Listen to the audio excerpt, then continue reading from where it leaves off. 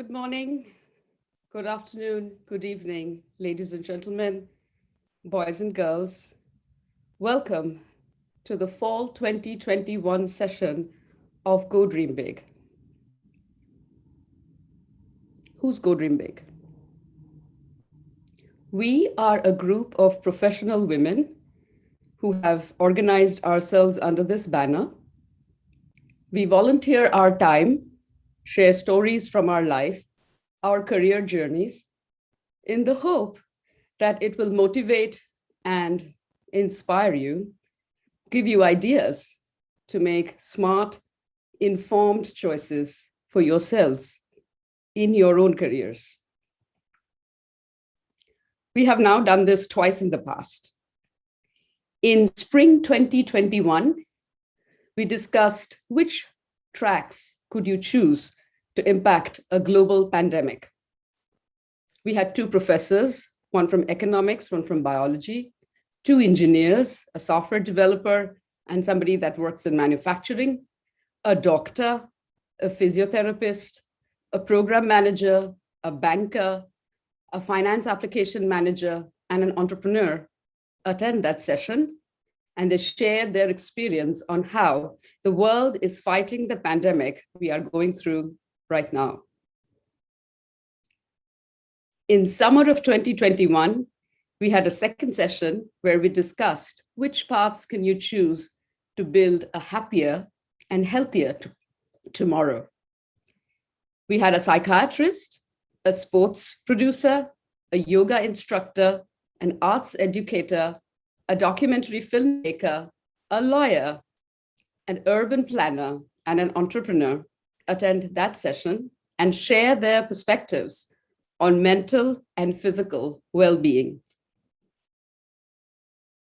If you missed these sessions, then please go check out our channel. We have all of them up there, and they are now available as a career playlist, so you could directly jump to the tracks that interest you. At this point, I'd like to take a moment to express our heartfelt gratitude to friends, partners who have shown faith in our initiative and helped to spread the word. Topping that list is Mrs. Manjushri Khaitan and Mrs. Shormila Nath. Thank you for being with us from the start and bringing us the audience from the Ashok Hall group of schools. Thank you to Mrs. Bose, Mrs. Dashmullik, for sharing your contacts to several Calcutta schools who we were able to reach out this time.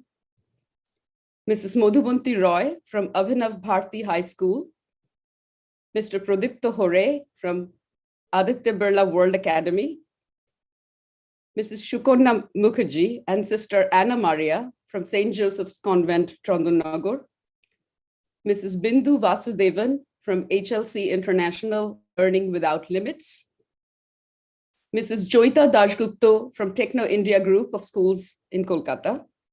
Thank you so much for being part of our journey.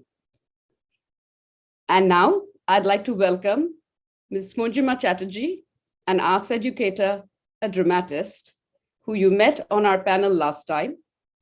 She will lead today's session.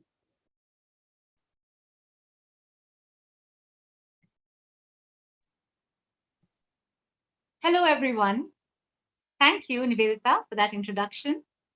As shared with you, today's theme is communities and the roles that they play in our lives, and very importantly, in our careers. I'm privileged to have been offered this space to be here in front of all of you and share our thoughts. Community has certainly had a very big role to play in my life. Back at school, it was a gaggle of 17 girls. Well, the correct term is gaggle, but we called ourselves a gang because it was way cooler. Well, they helped me to define who I was and who I wasn't. Together, we framed a culture which individually we all referred back to. We were independent, but happy to offer and receive help. We were career-oriented, but always had time for our friends. Feminist, which means supportive of each other, but equally ready to laugh at each other and ourselves. And free to be whoever we wanted to be. Community then was my reference point, my comfort zone, and my check-in space. When I needed clarity, comfort, and even though I didn't always want that, a rude awakening when I needed it. It's still the same way. Even though the gang of 17 has dwindled down to 6, they're still my reference point and my check-in space. So school really is the first place where we begin building communities. But the fact is that we build them throughout our lives. Communities are, first and foremost, spaces that allow us to network and connect with people whom we might not otherwise have met. They are networks that help us to build bridges with worlds and ideas that we might not otherwise have encountered, enhancing our understanding of the world, enhancing our possibilities. Finally, and perhaps most importantly, they are groups of people who hold us safe and secure and take care of us in our most difficult times. In my own life, I have had the good fortune of encountering and becoming a part of many different communities. After school, the college community and later the university community were instrumental in helping me to discover my talents and abilities, opening the doors to new possibilities through new experiences. Encountering the Krishnamurti School's community transformed me and my ideas. Meeting a community of playwrights in 2006 expanded my world manifold. But it was in co-founding the Kutum Foundation that I found a community that I was truly connected with, while remaining, in many ways, wildly different. The Kutum community started as a community of learners whose worlds collided dramatically.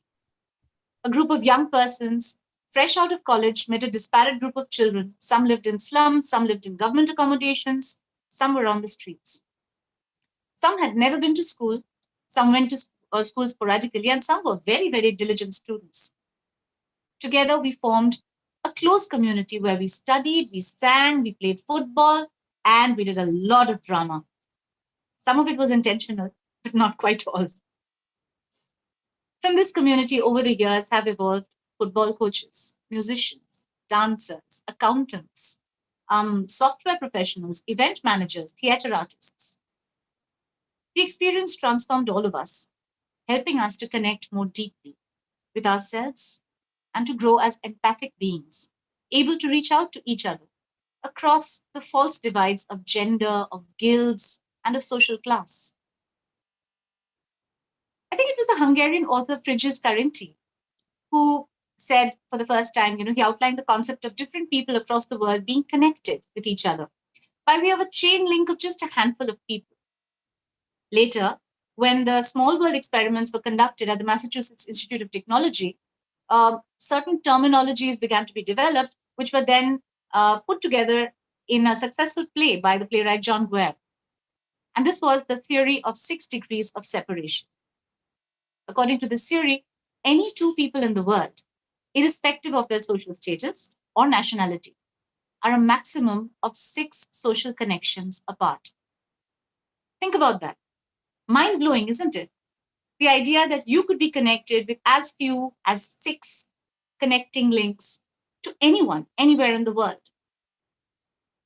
Well, you, dear student, engaging with us as an audience member today, will begin to engage with all the panelists present here.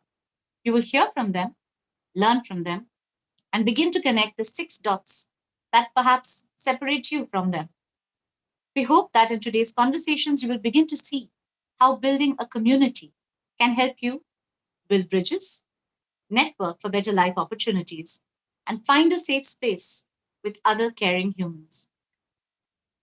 Today, I welcome you to meet the panel.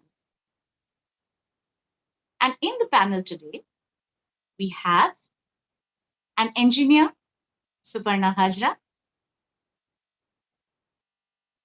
a geologist, Sharmishta Bhattacharya, an entrepreneur and human resource professional, Priya Shom, an event manager, Orkupriya Chatterjee, a project management consultant who doubles up as a dancer, Shreyoshi Debroy, an educator who is also an organic farmer and an entrepreneur, Ramashri Alladi, and an educator who is focused on political education, R.V. Jayapadma.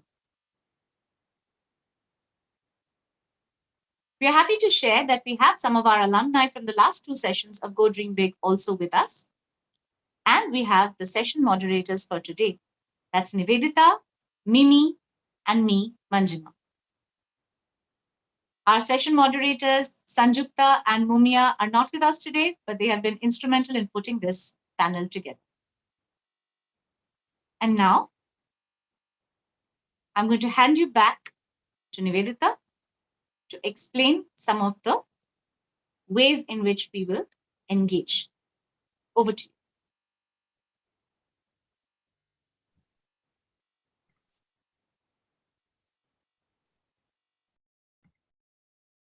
Thank you, Manjima.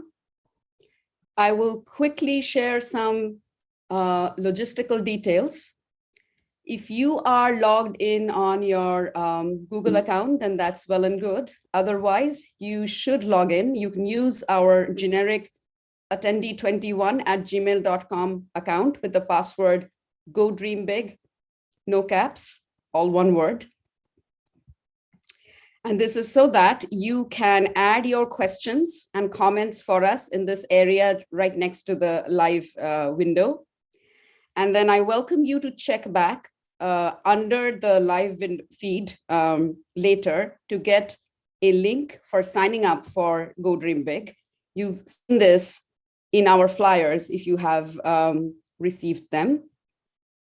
So basically, all of those who sign up for us, we will share with you this frequently asked question FAQ doc that we have put together based on the questions that have come to us over the last two sessions.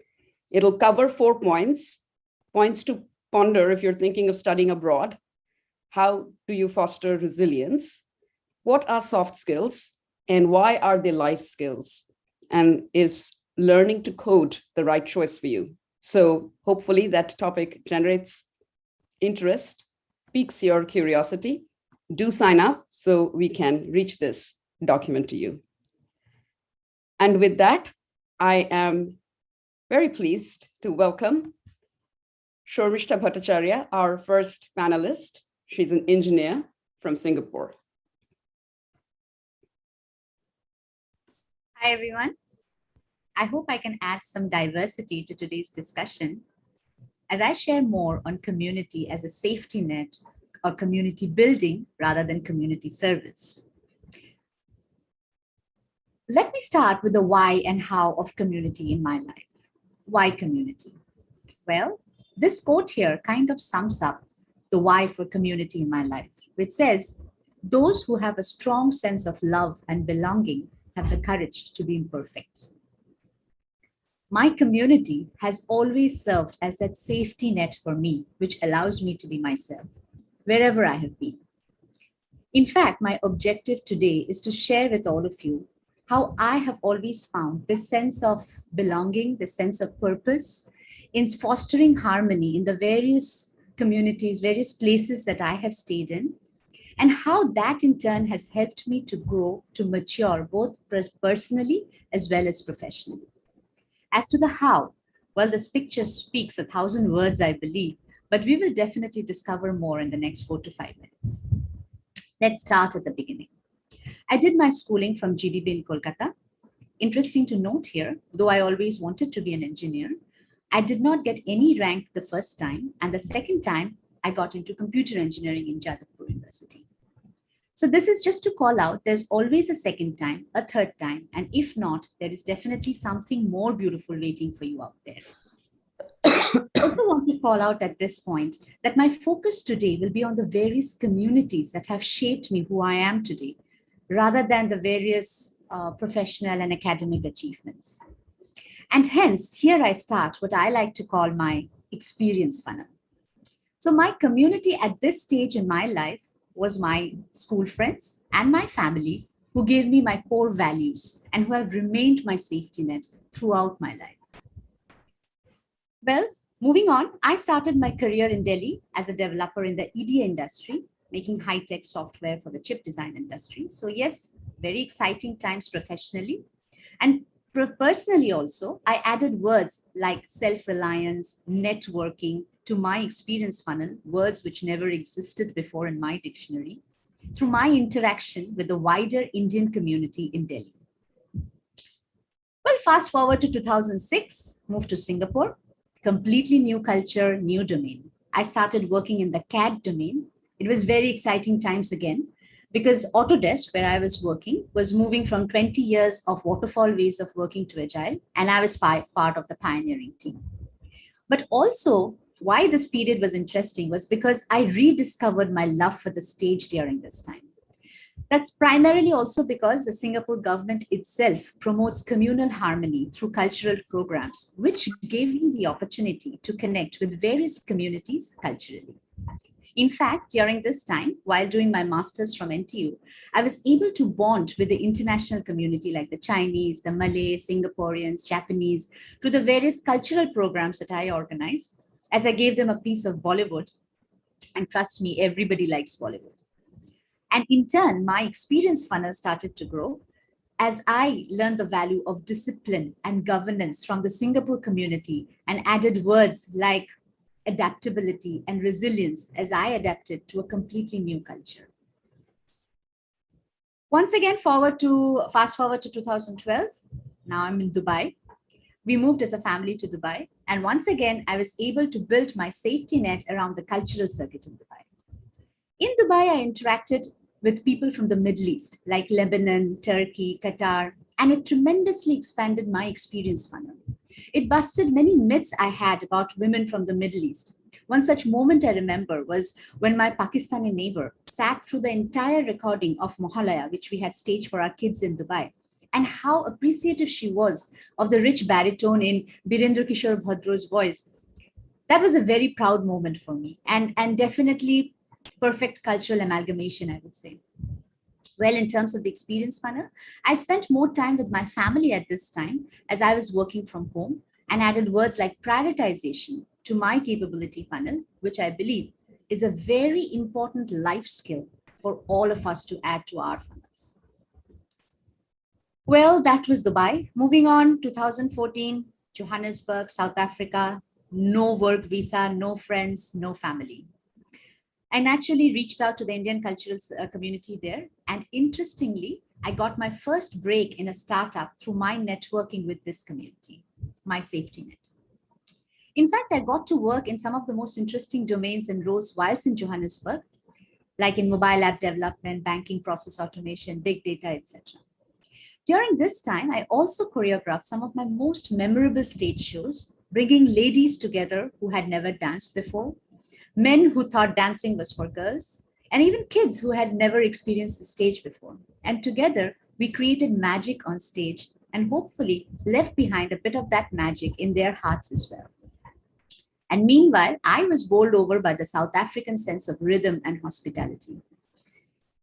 Here are some pictures that I have added to show the cultural harmony in Johannesburg that bowled me over. And I believe these pictures tell 1,000 stories by themselves. Well, my experience funnel was overflowing during this time with words like empathy and resilience and community as a safe space. So just to tell you where I'm coming from here, we had an armed robbery in our house with 4 men pointing guns at us in the middle of the night. And how my community came together to support me during that time is something I can never forget. And I still remember the graffiti on the airport walls in Johannesburg, which said, if you want to go fast, go alone. If you want to go far, go together. And that kind of sums up my lasting memory of the South African culture. Well, I can go on and on about South Africa. Coming back to a full circle, we came back to Singapore end of 2018. I did my MBA from NTU and made some lifelong friends in the Singapore community. And today I'm back on my Agile journey, managing an Agile data project for a Singapore government client. On the personal front, I have been helping in the cultural circuit again. One memorable show was recently during the COVID-19 pandemic. We created an online Zoom show for the Bangladeshi community workers who were stuck in their dorms in their native language. And hopefully I was able to foster in them that sense of belonging, which I have always got from my communities. Currently, I'm also part of a teaching initiative for the underprivileged in the Singapore community. Well, to sum up in terms of my experience funnel, I believe the various communities that I have interacted with have definitely helped me to grow as a person, to mature both personally and professionally, making me more accepting, less judgmental, and more appreciative for the need of diversity in our lives, I believe. So my parting message to all of you would be focus on your experience funnel. Focus on the journey rather than the destination. Everything else will fall into place. And do reach out to me if you believe in any way I can help you in expanding your experience funnel. Well, with that, it is now my absolute honor to hand over the session to Shubhanali, who had been a kind of role model for us while we were in school. Thank you. Thank you, Shormishta, and hello, everyone. When I was in middle school, I read an account on Antarctica Obhijan in Deshpotrika. It was written by the renowned structural geologist and one of the first women to set foot on Antarctica, Professor Sudipta Sengupta. I was deeply inspired by her work, and she became my role model.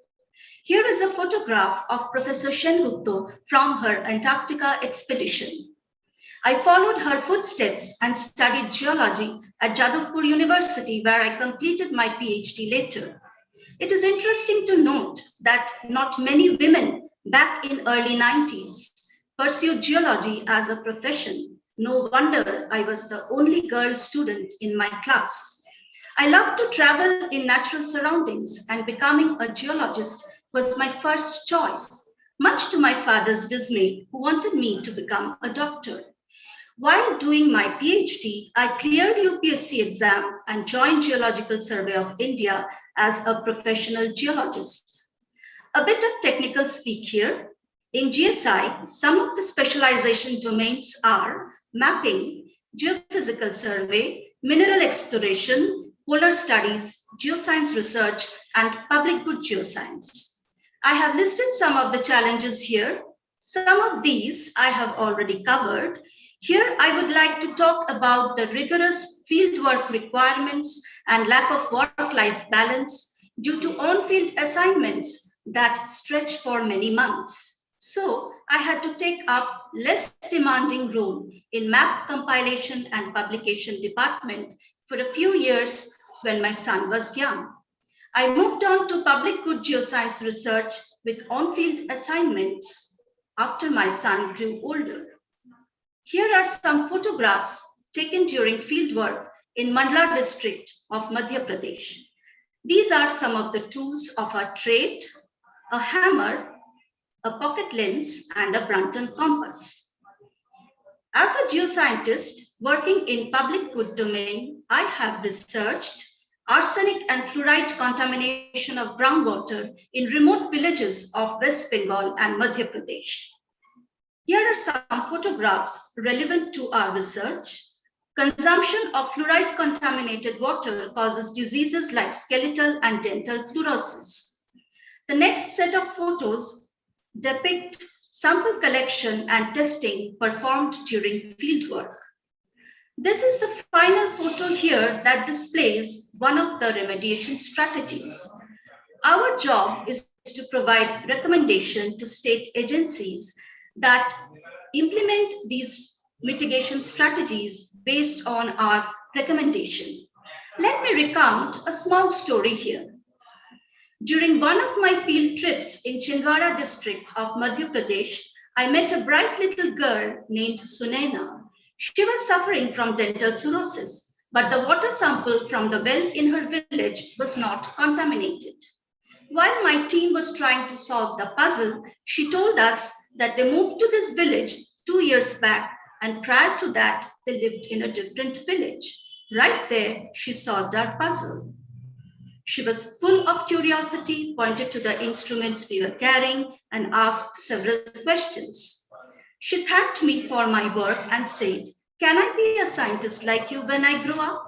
That moment, I realized life has come full circle. I was humbled that I could inspire a little girl in a remote village of India, just like Professor Sengupta had once inspired me. This is one of the many rewards of my profession. I have listed some of the professions, some of the rewards of my profession here. I have had the opportunity to improve the quality of life of people in remote areas, become role model to little girls, learn about the life and culture of people whose backgrounds are very different from mine, contribute to sustainable development by raising awareness about clean drinking water and doing my part in providing solution, and last but not the least, nourish the spirit of adventure in me. My next project is about the impact of coal mining and burning on environment. I'm looking forward to the challenges and opportunities there and do my bit by building sustainable communities.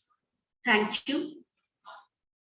I'm happy to introduce Pia Shom, an entrepreneur and human resource manager.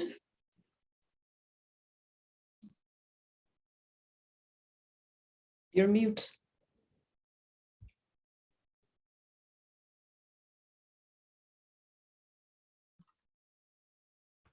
Yeah, there I go. Hi, everyone. Good evening. I'm really happy and excited to share the stage here with all of you. And I'm really delighted to share my story on this platform. I'll go back, way back in time when I was 18 years old. And the world of glamour really attracted me. Of course, I had to go to my parents, who reluctantly nodded to this pursuit of mine, because they thought that this simple middle class girl, this world of glamour was not meant for me. And so they said, okay, let her try out and fail. But to their surprise and also to mine, I kept getting a lot of modeling assignments. I kept winning titles, TV shows, some local, some national. And it was a great learning for me because it felt that the world was at my footsteps. Why is that important today? Because today I am a head human resource, or better still, I'm the chief people officer, actually, of a leading NBFC, fintech-based NBFC in the country. What does that mean? That means that I'm in the management committee of a great organization. So is modeling a great start? Not for everyone, but if your heart desires, why not? In fact, any profession is a great start. Do everything that comes your way. Let not anybody tell you that this is good or this is bad. This is right or this is wrong. This is not right, or this is like a small profession or not the right profession, or this is something which is glamorous and not to be taken up. Do where your heart resides. And that is the messaging that I want to pass on to all of you. Then came the stage of my career when I wanted to appear for CAT. And CAT, as we all know, is a very difficult exam to crack. And I must place on record that unlike a lot of these panelists out there on this platform, I was never a great student. I was an average student. I loved reading. And this is not to dissuade the people who are earning great grades in your exams. Please go ahead. It's important. I will never shy away from that. But this is also to bring in that source of hope to people who are not scoring that well, to say that there is a world out there which doesn't care for your marks, which doesn't work on the fact that how much marks you fetched in your ICSE or ICSE or Madhyamik or whatever. That world that just believes that if you have the hard work, if you have the resilience, and if you have basic intellect, and you combine all the three together, there is enough and more of opportunities out there. So go out there and spread your wings. Post I cleared CAT, I worked for a lot of large organizations, mostly in the BFSI sector. Started my career with Shrey Infrastructure, which was in Calcutta. Very soon making a move to Citi, which is one of the best organizations I can remember. I set up Barclays Bank in the country when it launched way back in 2005. Then went on to launch DBS Bank, Development Bank of Singapore, as we call it. And then leapfrogged into a very different organization called Ratnakar Bank. Now, people thought that Pia has suddenly moved from MNC to some cooperative bank, only to realize later when we listed that it was RBL Bank and that I was at the helm of the transformation journey. What is important to understand is that brand or no brand, assignments you take up in your life plays a lot of direction in how that will shape up your future. What's important is the journey. Now, as I was going through a corporate career which was flourishing, which was on its upswing, I was also at a helm in my personal life, which was not as good.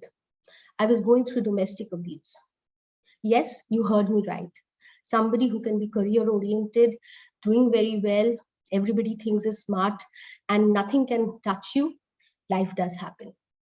And one day, early morning, I still remember sipping on that cup of coffee. I asked myself, is this the life I want for myself when I'm 70? And the answer was a clear no. I fought a legal battle, very lonely and very long. But I got at the end of it what I desired for the most, my freedom. And why am I saying this to all of you? Is because life is not an equation. A plus B will never be BC. It will always have its own uncharted waters, and you will have to learn to pass through them. And there will always be times that you'll be at crossroad. But what I want to tell you all of you is never fear. Never fear the fact that you are alone, because you will always have communities of friends. You will always have communities of people who will come together and they will join you in helping you in your journey. How much so you know them or you don't, they all come and help. And that helped me to tide over this phase of mine. When I look back today and being at the helm of my corporate life, what are those qualities that I can leave you with, why people can make it to the top of the corporate world? First, I would say no experience is big or small. Life is like a potpourri of experiences. Everything is important in all of it. The second most important thing I would like to tell all of you is hard work. There is no replication of hard work in corporate life. The harder you work, the smarter you will get. Let not anybody tell you otherwise. What's important also is to keep persisting in your ambition and keep knowing and correcting your true guiding north of what you stand for. Last but not the least, is important to focus on your decisions. But what is more important as you will grow in the corporate life is to understand one thing with which I will leave you all with, is that beyond a point in time, people do not hire you for what you know. People hire you for what you stand for. With that, I conclude my talk and hand it over to Orkopriya Chatterjee. Orkopriya, over to you.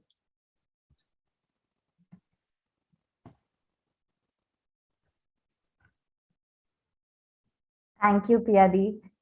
Hi, I'm Orkopriya, and this is my journey. It may seem like a pretty straightforward journey from school to my career path. However, life has hardly been as simple or as straight as this arrow. My life's journey has been more like a squiggly arrow full of twists and turns. After I finished my bachelor's in history from St. Stephen's College, I wanted to study tourism management, much to the skepticism of my parents. But I was adamant and I took a loan and went off to do my master's in tourism management from Schema Business School in the south of France. My stay in France was an eye-opener for me. Meeting, staying, researching with students from all over the world exposed me to a truly international community. It made me see how easy it was to connect with people once you figure out ways to break barriers. The key I learned was being accepting of each other's differences. This simple truth helped to form friendship that had lasted a lifetime. Even after finishing the course, I didn't know the way forward. I went to study tourism management and fell in love with events and destination management, a subject which was like a pass course. With a huge loan on my head and no idea what I was going to do with my life, I came back to India. Thankfully, at that time, Commonwealth Games was recruiting their core team. This was the second time I was exposed to the positive effects of working with a community. It was not just the experience of working with an international team, but even working with different partners and trying to figure out ways to make the athletes experience India in the Games Village, and then spending those 20 odd days with the athletes as one big community was an incredible feeling. Then Commonwealth Games got over and I started working with IPL. After 2 seasons of glamorous life with IPL and several other events and exhibitions, I just felt that something was missing. I was already in my late 20s, but there was no deep sense of fulfillment from the various events I organized. So I packed my bags and shifted to Kolkata, back at my parents' house without a job or an idea about the next course. By chance, I stumbled upon this organization called CCGS, which worked on developing communities through performing arts. And it seemed like I found the missing puzzle. As I started working for it, I realized that public spaces and performing arts make a great formula for community building.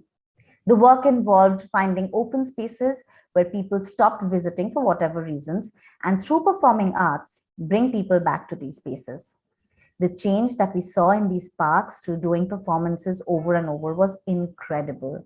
More and more people came to the parks, seeing that the municipal bodies had more people to look after the parks. The local hawkers took it on themselves to encourage people to not litter. Even the young boys who would usually visit these abandoned parks for illegal activities and who initially protested against these events also slowly joined in to watch the performances. I think the most successful example would be Live in Lakes, the programs held in Rabindra Sarovar. Despite beautification, a certain part of the lake did not receive any footfall. So KIT approached the most enthusiastic community leader of the area, Mudar Patheria, and he in turn approached us and said, "Hey, this is right up your alley." We jumped in. I was personally very excited since it was my neighborhood. And the change we saw was incredible. Just a few shows and the footfall started to increase. Seeing the success of the events, KIT wanted to build a permanent stage. I wasn't very keen on having a stage that spoiled the look of the space, so I called Anubha Fatehpuria, a fabulous architect and theatre personality from Kolkata, and she came up with an incredible idea of how the stage would be. She basically made the stage an extension of the path. It didn't hurt the eyes, yet had the right elevation to give the feel of the stage. Even now, after years, when I visit the lakes, I can see people from all social backgrounds and age groups using that stage to do riyaz, art and craft, or dance practice. As you can see in this picture, the stage is used for a sit and draw session for children. They could only do this because the stage was made accessible to everyone. I feel a sense of pride every time I'm there. Now that space has a thriving community, irrespective of the performing arts events, and it was possible because so many people with the intent of building a community came together. I'm still in this field, curating, organizing events, and building communities. And the sense of satisfaction is immense. I don't know where I will be 10 years down the line, but I am happy for making the choices I did. Even the events that didn't feel fulfilling showed me the path to what I really wanted. So that is why, instead of an arrow, this is what I would say defines my journey. Thank you for listening. And now I'm very pleased to announce the next speaker, who is an extremely talented junior from GDB, Shreyoshi Debroy. She's an analyst and dancer. Over to you, Shreyoshi. Thank you, Orkopriyade. Hi, everyone. I'm Shreyoshi, and I'm here to share my journey. Shreyoshi, you will face the real world only after you step out of the comfort zone of school, was my favorite teacher's farewell words to me back in 2007 when I was passing out of GDB. Ever since, I have realized the depth of the statement every step of the way.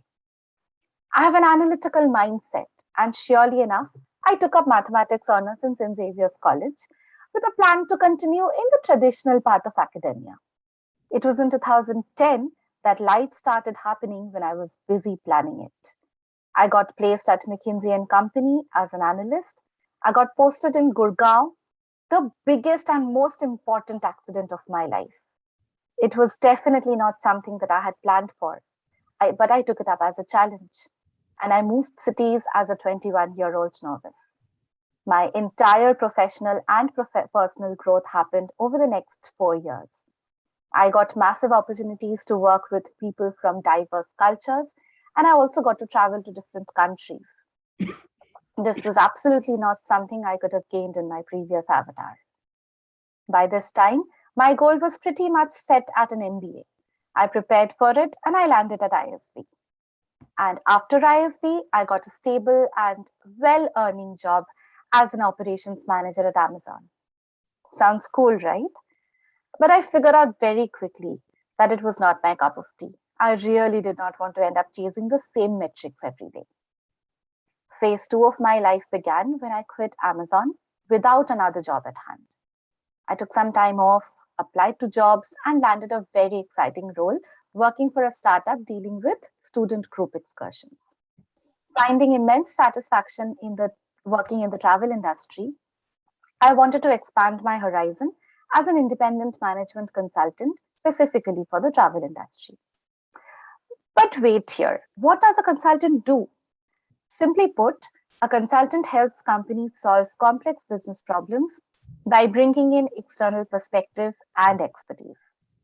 Let me share a small example for clarity. One client wanted to improve the work culture of his company. He felt that his employees were getting complacent and somehow whirling into the comfort zones without much motivation for work. After assessing the situation and interviewing the employees, I suggested to establish a biannual performance review system. Rating employees on the basis of their work every 6 months actually put them back on their toes, and you could see the buzzing culture shift very visible within a year. I was thriving as a consultant and a corporate trainer. I had lots of projects and training sessions lined up by the beginning of 2020, when again, my life wanted to take a different course. The pandemic hit when I was visiting my husband in London. There was no way I could travel back, and all my sessions got cancelled. Resilience has been my key learning ever since I started adulting. Now, how do I utilize my time without much engagement in my professional and also the social life during the pandemic? Now, there's probably one thing that I should mention at this point. I'm a trained classical dancer. I hold a master's degree in Odissi dance, which I pursued along with my studies and work. And also, I did not stop only at the degree. I have been passionately finding a space for my dance wherever I have been. Life has been a constant balancing act for me. I was good with academics and I have always been an extremely passionate dancer. I would agree to perform at a concert during my exams, and I would also carry my books to my dance classes. That's how people remember me as well. So in the midst of the pandemic, I started reconnecting with my friends who were equally passionate about dance and might have lost regular practice due to other commitments. Come July 2020, we had formed a core team and called ourselves Nritya Tales, providing a platform for dancers who want to trace back their rhythm and hold on to their passion. We grew from 4 to 24 dancers in a year, releasing around 75 productions, and we definitely aim to grow bigger. What's next? I don't know, and I'm okay with being in a stage of life where I'm not sure of my plans anymore. With this, let me welcome our next speaker, Ramashri Alladi, who is an entrepreneur, teacher, and an organic farmer. Welcome, Ramashri. Thank you, Sriyoshi. I'm so glad to be with all you bright people and inspiring ladies. Let me tell you about what I do. I teach yoga, music, aspects of language, farming, and sustainability. We run Manoganam School of Music and Wellness. We've written bilingual books, Hindi-English bilingual books for learning Hindi from, based on Dr. Montessori's models of learning. And I edit Let's Grow, an e-zine on Earth Matters. My partner and I run The Organic Farm, a farm at Nirkanampattu in Tamil Nadu. Now, I would say I'm in a good place because I love what I do and I do what I love. But I've taken a very circuitous path getting here, and I wanted to be here today to tell you about some of the mistakes I've made so that you can all maybe take a more direct path to where you would like to go. The first mistake I made, I think, was not aligning my paths to my goal. So, since the time I was 6 or 7, I had it in my mind that I want to be a doctor. The constant refrain in my mind was, I want to be a doctor so that I can stop people from falling sick. Looking back, I think perhaps a lot of sickness in the family may have been the reason for this. But whatever the reason, I was looking at prevention, not cure, but I didn't realize that. I kept nurturing this dream of wanting to study medicine. And so I chose science in high school. Being good at academics enabled me to make this choice. And being good at academics also blinded me to the fact that I could, in fact, have chosen something I loved, like music or writing. So I think that was perhaps mistake number 2, ignoring what I like doing and choosing something just because I was good at it. Now, the climax of this medical story was that I worked hard at subjects that I was good at, but which didn't really inspire me or move me. And I got through with a very high rank in the All India PMPD exam. And I also successfully got through into AIMS New Delhi, one of the premier medical schools in India. But then everything went south with my family. My dad fell really sick. One of my sisters was already sick. We had to move out of town. And in the middle of all this family turmoil, my medical course never happened.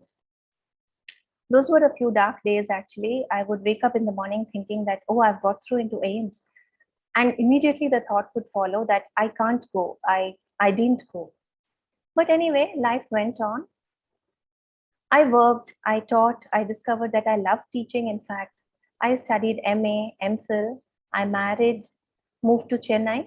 And then in a series of what I call eureka moments, I actually discovered I got back on the path to what I was really dreaming of.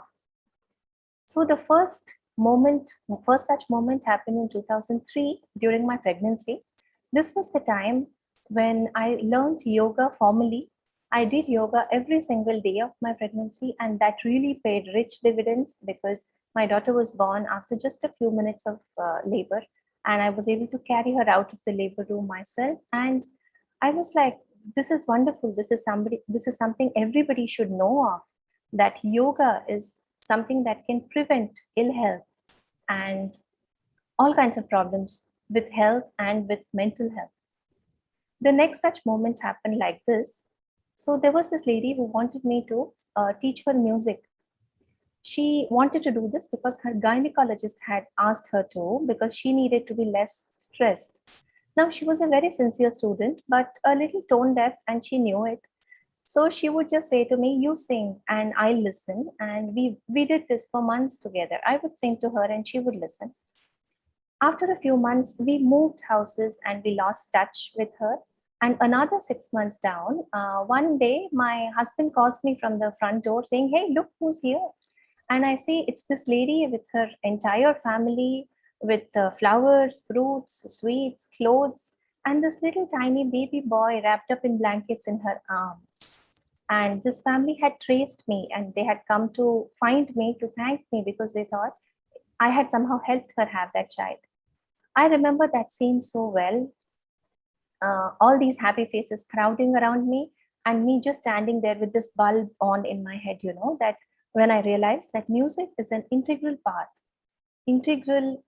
of wellness and happiness and balance and peace. And the third moment happened when we had the opportunity to spend a few months at our farm. And after living there continuously for a while, all of us transformed magically. We were stronger. We had lost weight. We were brighter. We had so much more energy and positivity. And then I realized that yoga, music, and organic natural lifestyle, these are the things that all together add up to a happy, stress-free, balanced, peaceful life. And that's where I wanted to go. Sorry, we are having some technical difficulties. Yeah, that's no issues at all. I've put down a few pieces of advice that I would like to share with maybe my own self when could I be 16 or 17 again. One is that we need to pay attention to what we like, what we think, and what we think we like, so that we can align our paths to where we want to go. And it's always a good idea to speak to people in your community, speak to your well-wishers. Sometimes they can see clearer and they might be able to give you some good advice. I believe that the universe really conspires to give you what you really want. It's just that if we have our dream clear in our mind and our path is aligned to it, then we get there sooner. Thank you so much. I'd like to now hand over to a very inspiring educator, Jay Padma, whom I really admire, and she's going to tell you some really interesting things about life and learning. Thank you.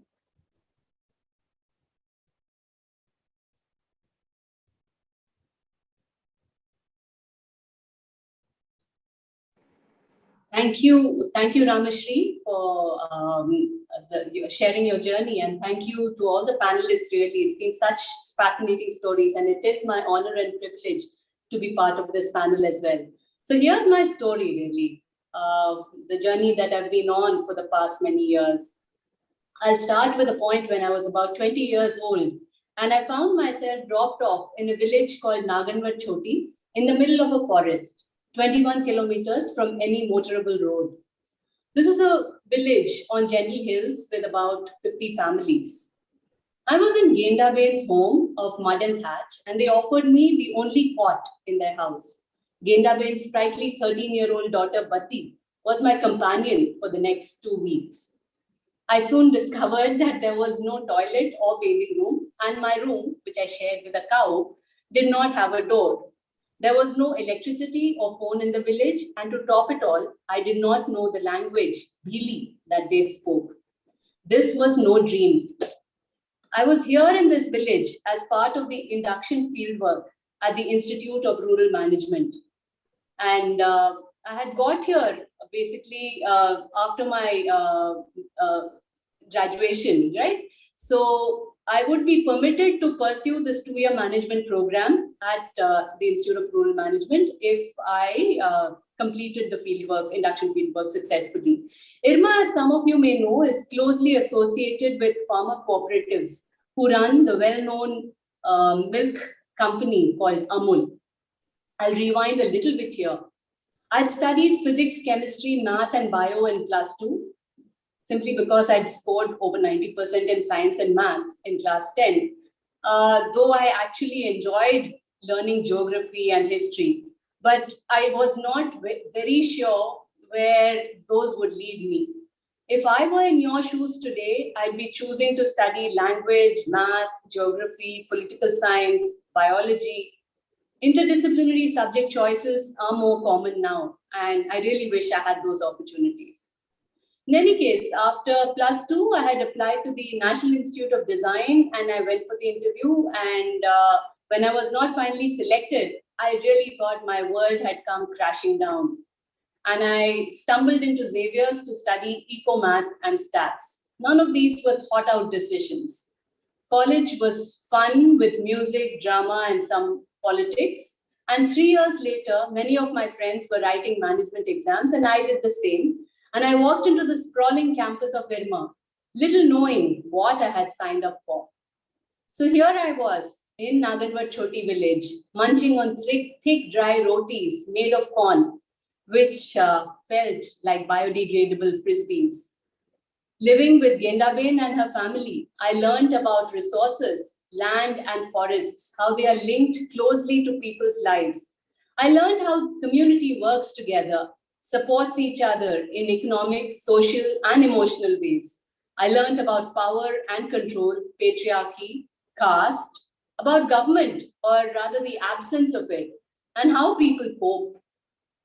In sum, I felt pretty stupid about my life thus far, and I came face to face with the fact that I knew so little about living. Many months later, I was in Kaladumaria village in Dumka, Jharkhand, where Munni and Agnes, two young Santhal women, they took me under their wings and helped me learn about the secrets and magic of forests, with which their life and their culture was closely linked. I heard officials refer to these wise women as, oh, but they're Adivasis, illiterate, and only women, a triple handicap if there was something like that. Clearly, the so-called educated officials lacked the wisdom that these women had. I learned from Munni and Agnes the virtue of patience and dignity, keeping the head held high at all costs and fighting every battle with tenacity and grace. I worked in Jharkhand and later in Odisha with rural communities, living with them, helping them with the few skills that I possessed in navigating government offices, banks, facilitating access to rights and entitlements, which are actually assured to all of us in constitutional laws, connecting with modern technologies and new developments. A connector and a catalyst is how I often describe myself. My work also took me to live with Munesri from the Musahar community in Muzaffarpur, Bihar. Driven to desperation, the Musahars often eat rats. That's how precarious their lives are, with no land and no assets. Munesri and her friends decided to take a plot of land on lease and cultivate it themselves. They were turning centuries-old notions of caste and gender on its head. Right there, I was learning. There have been many such experiences in my life, each presenting an opportunity to learn. I worked in a range of organizations, NGOs in rural areas, and later organizations which provide grants and support community development programs, and also corporate organizations in social responsibility projects. 15 years ago, I went back to IRMA to teach, and since then I've taught at a few universities as well. Most recently, I've been teaching economics and sustainable development in a school in Benares. One area where I feel work is still needed is to develop effective and ethical political leadership. And that's an area which I would like to work now on in a school of political leadership. My greatest learning, I believe, has come from having my feet on the ground, listening to people, and having conversations with them. Formal degrees have been useful in opening some doors, but learning clearly is not restricted to degrees. There's no end to learning if the heart and mind are open. And it greatly helps if the family is supportive, as mine has in the choices that we make. In a world that has a lot of uncertainties induced by climate change, wars, pandemics, it really would do us well to nurture communities which support each other, but most importantly, care for the earth, which nourishes all of us. The earth and all the creatures in it are part of our living community. I'll end with a song that I've heard and I've often sung with communities across the country. बांध बनाए गांव डुबोए कारखाना बनाए जंगल काटे खदान खोदे sanctuary बनाए गांव छोड़ब नहीं जंगल छोड़ब नहीं माई माटी छोड़ब नहीं लड़ाई छोड़ब नहीं. It is really in our power to create a better world for ourselves if we work together as communities. Let's dream big. Go dream big. I'd like to hand over now to Manjima, our anchor, to take us through the rest of the session.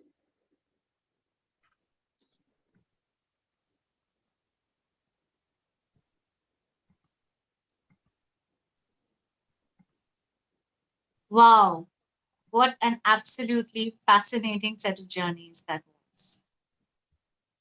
We've covered the gamut, haven't we? We've looked at corporate jobs, we've looked at working with communities in the heart of rural India. We have people amongst us who have traveled the world, setting up and rediscovering communities. And we have people who have gone deep into the heart of India and worked and found their way in communities that they had never even thought in their lives that they would find themselves in. Life takes unusual directions, and who knows where we might find ourselves tomorrow. It's been an absolute privilege listening to all of you, sharing your journeys. What a wonderful set of um, absolutely fascinating, accomplished women we have amongst us. Give yourselves a pat on the back, ladies. Your journeys are absolutely fabulous, and we are thrilled to have you here with us. I'm going to hand you over now to Mimi, who is going to be leading us into the question and answer session. Mimi, over to you. Hi, everyone. Let's leave it in the gallery view so that we can just see everyone on the screen. Really happy to be able to ask all of you some questions that we have received from our audience. And the first question I'd like to start with is, for one of our guest panelists, so Piyush Ghosh, you are not on video right now. There you are. Was it hard to walk away from what you thought was your chosen path? That's an interesting one.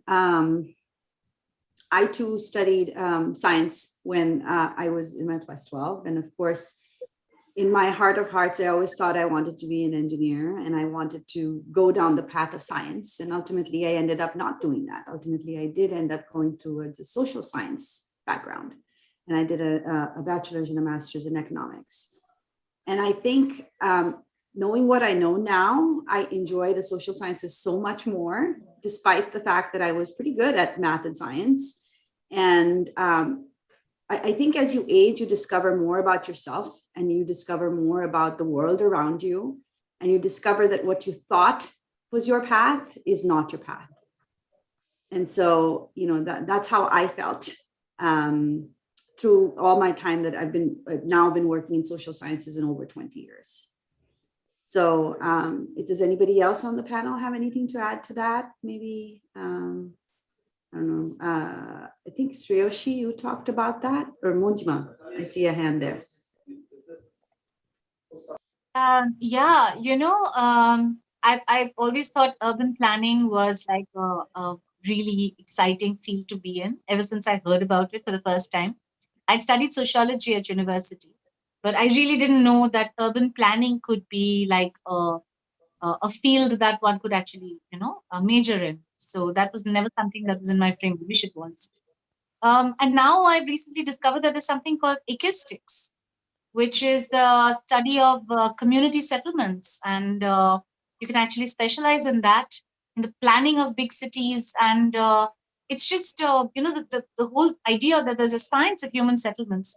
I'm bringing this up because, you know, pertaining to the question that Mimi just asked you, I don't think so many of the fields that people are engaging in right now, that are available to the students right now, even existed when we were in school or even when we were in college. And yeah, I mean, given that, I don't know whether it was possible for us to have imagined where we would end up. So we'd be practicing professions that we were not trained for. And the world has just changed that much. Absolutely. And there's so much overlap between different subjects. And, you know, you can't even imagine the different niches you can find yourself in, you know, where sociology overlaps with urban planning and health.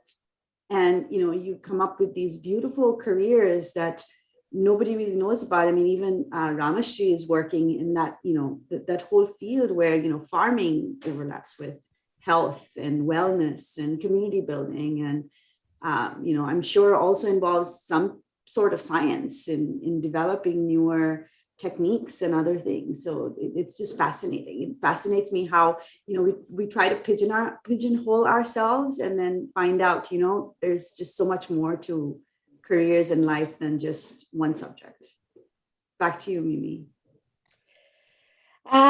My second question is for another guest panelist, Shohini. Does your life at present resemble anything you could have imagined when you were growing up? Well, to be fair, I the place where I am now, to a certain extent, resembles some of my childhood dreams. So I did want to travel the world. I did want to end up in perhaps in a place where I could endeavor to do a lot of traveling. That was one of my passions right from the beginning. But in terms of a career, I never did envisage myself as a doctor. As I mentioned in the first ever career talk that we did for Go Dream Big, I wanted to be a spy or a veterinary doctor, neither of which I ended up being in the end. So yes, what I would say to the students who are watching this program now is, you may have certain aspirations, certain dreams at the moment, which you would be striving towards. But life does take you by surprise sometimes. And again, as some of the panelists have said, keep your options open, enjoy the journey, and at the end of it, wherever you do end up, whatever you do end up doing, there is a beautiful future for you out there. So don't be disheartened if life deals you some cruel blows, or some unfortunate, you come across certain unfortunate circumstances or phases of your life. But at the end of it, resilience and believing in yourself, and you are going to end up where you want to be. Thanks, Shohini. And I think I saw Sriyoshi. Yes, go ahead, Sriyoshi. Yeah, I think that one question is super relevant to my life. The only thing that I imagined that I would still be doing was dance. I could never think of a life without dancing. So that is the only thing which maybe has remained constant. Every other thing has changed. I mean, I always thought I was a very good mathematician.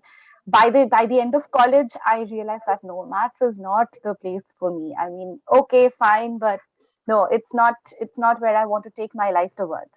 The other example would be public speaking. Like right now, I'm sitting here talking to all of you guys. When I was back in school, my legs would tremble even if I had to read the newspaper at the assembly hall. So yes, that has been one big shift in my life. I developed myself as a corporate trainer, so obviously you understand that I've been talking to public speaking has come very naturally to me in the last 3-4 years, but not before that, definitely not. So yeah, so it's never late to understand what you're really good at, so just keep on trying. Don't stop trying, that's all. And can I just add there, it's never really late to learn something new. I have just registered for an astronomy course because that was something I was really interested in right from the beginning, but I never really thought that I would enroll myself in a course. But COVID sort of spurred me on to do things that I've never done before, but which I would have liked to do. Life is short, so just, do what you want to do. Amazing. So my co-moderator for this Q&A session is Shuchandra. So Shuchandra, would you like to ask a question? Sure. Let's see. And this is a question for Monjima. So does your life at present resemble anything you could have imagined when you were growing up? No, not at all. I actually, as I mentioned in the earlier panel discussion that I was a part of, I never really thought about how my life was going to turn out. But I did have these, sporadic dreams. This is what I'm going to be, and this is what I'm going to do. I didn't really think I was going to end up back in education and in arts education, which, I didn't know was something that one could do. We had a very different idea of what art teachers were like when we were at school. And the idea that arts could be a pedagogy, that it could be a means of actually learning, was not something that was available to me when I was 16, 17, 18 years old. So, no, not at all. And I don't think I could have anticipated the journey more than the destination. I don't know if I'm at a destination. That's another question. But also, I don't think I could have anticipated the journey. My life has been full of surprises, as I'm sure it has been for many of the others here. So, yeah, no, nothing could have prepared me for what was to come, except the community I was a part of, which always kind of held me together and said, take that risk, you've got your back. That's always been a huge source of comfort. Yeah. Thank you, Manjima. Anybody else would like to add to that? Yeah, I think I'd like to say a few words here. So I think when one is 16 or 17, you are looking at the future with 16 or 17-year-old's eyes. And that actually makes a difference. Because as you grow up and you're, 25, 35, 45, you are changing too. Your eyes are changing too. So you cannot really stick with a 16-year-old's dream. Your dream evolves with you, and this is something that we need to accept and embrace, because our dreams should not be limiting. Our dreams should be liberating. That's what I wanted to say. That's a beautiful line, Rameshwari. Our dreams should be liberating. They should not limit us. Our vision of who we can be, we go with the flow, we adjust, we reshape, we redraw, we reimagine. If I could add here as well, I have a daughter who's 15, and in another year, she'll also be, she's already started thinking of what next and all that.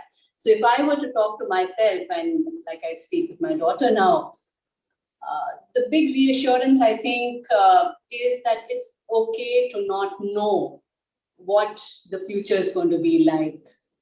It's really okay to even change paths. I like the idea these days of people actually taking a gap year, either after the 12th or after university education, to dive into practical work. I like the idea of, volunteering and summer internships and things like that. The learning clearly should not be limited to the subject domains one has chosen. Ideally, if you could, if youngsters could explore areas other than their subject choices in very practical ways, that really is the big value add. That's why I keep saying the learning never really stops. And that's important to keep in mind. And if I can just add in there, you bring up a very good point. People in this COVID, the phase we are in are wondering whether we can whether it's okay to take a gap year and, reimagine or reevaluate your situation. And this is one thing I definitely concur. I was so surprised to learn, two of my bosses, every one of them have PhDs, but they took several years gaps between deciding to go back to school. And that made them all more able to, absorb better, learn better, and, do better in their careers. So this was an idea unheard of in my days. And in some ways, I still find myself struggling about thinking, taking breaks in our careers. And that's something I struggle with and want to get better at. And I appreciate your bringing up this point. It's always important to give yourself a break, see what life has to offer. Thank you, Nive. My next question is for Shormishta. Did you struggle mentally and emotionally to reinvent yourself every time you uprooted yourself? What kept you going? And I think you also had something to add from our first question of, was it hard to walk away from what you thought was your chosen path? Yeah, because it kind of relates to actually the question that you asked me just now. Because if you see from my life, like the journey I shared, it kind of like I've been uprooting myself from different places, moving to different places. And the only thing constant there was my building my communities, my safety net. So when I have been asked this question, actually, in fact, some of you asked me this question when we first started discussing.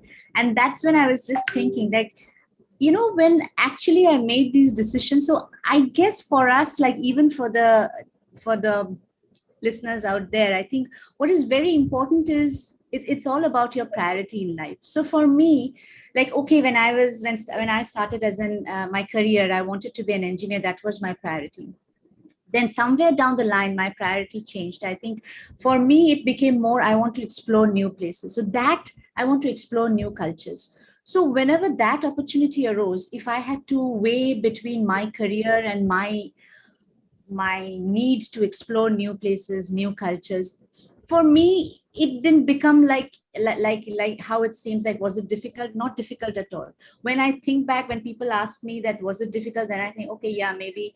But I guess because it's all about your priority in life. At any point of time, it's what you always have 3-4 different paths that you can choose.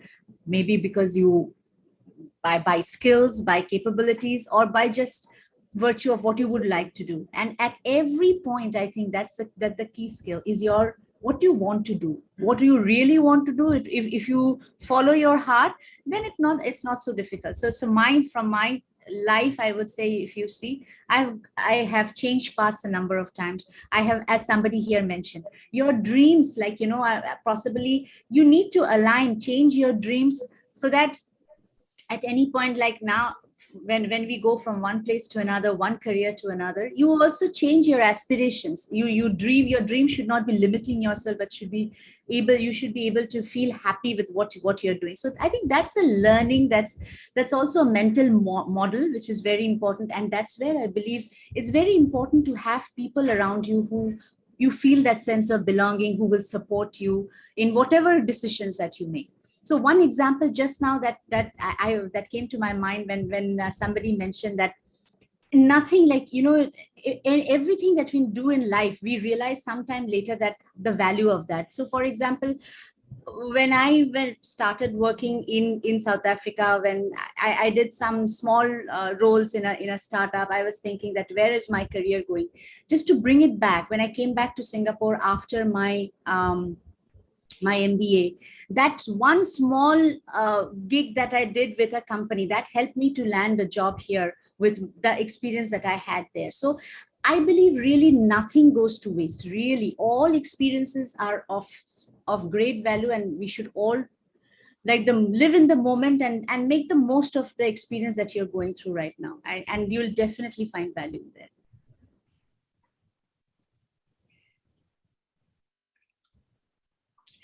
Thanks so much, Sharmishta. So my next question is about resilience. Ramshri, from your story, of course, you have been through a lot. You've been through some hard times at a very young age. What made you resilient? What kept you going? That's actually a very interesting question, because at that time, I didn't wonder what kept me going. It's only now that I wonder. But I feel that at that time, it was just the everyday work that I had to do.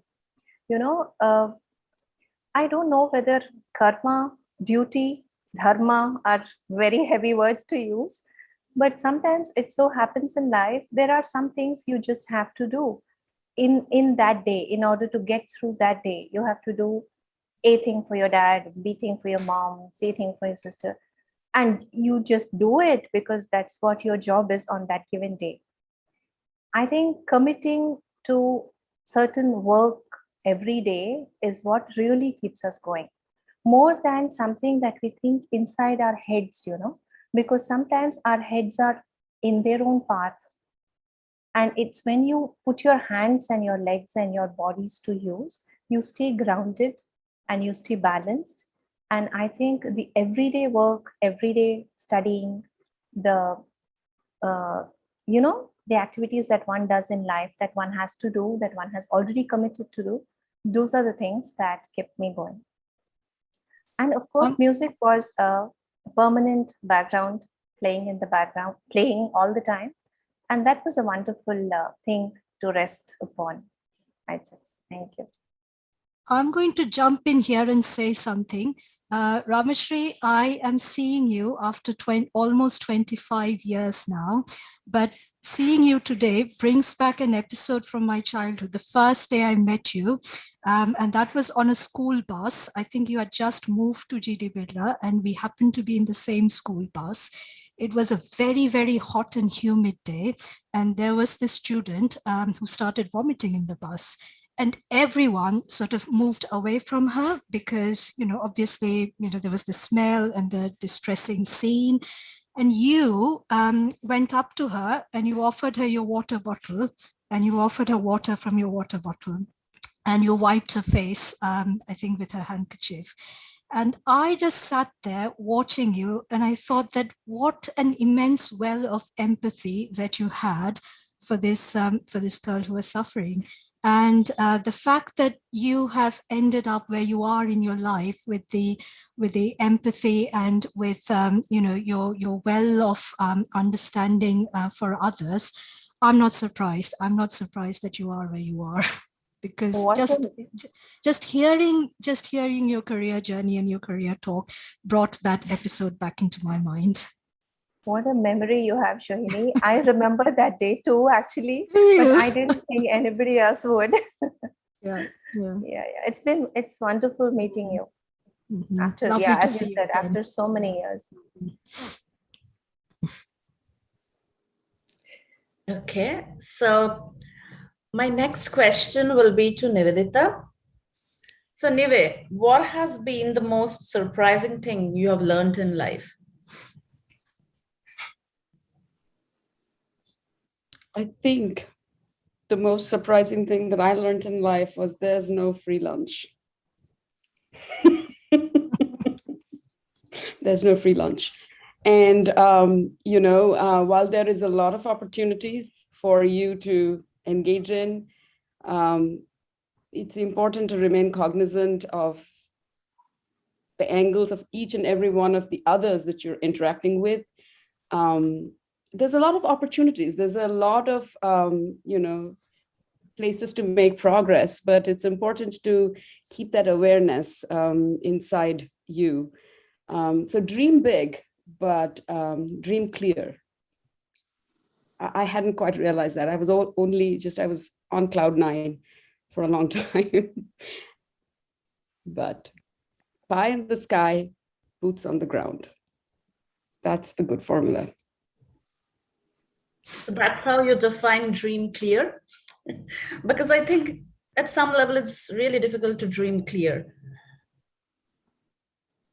It is difficult, but it is not impossible. It is not impossible to assess the scope of a situation. It is not impossible, I think, if we apply ourselves to it. It's just about remaining aware that there is a perspective. Put yourself, empathy helps. I mean, it's not always used in this context, but at the end of the day, it's about realizing every interaction, you're coming to it with one perspective, but the other person has their own angle, right? And the more you think about it, the more successful you'll be in pushing your agenda forward, whatever that may be. And I do not mean this in any evil way. May I comment on this one? Of course. I think this thing about dreaming clear and is a lesson that I have learned most hard in my life.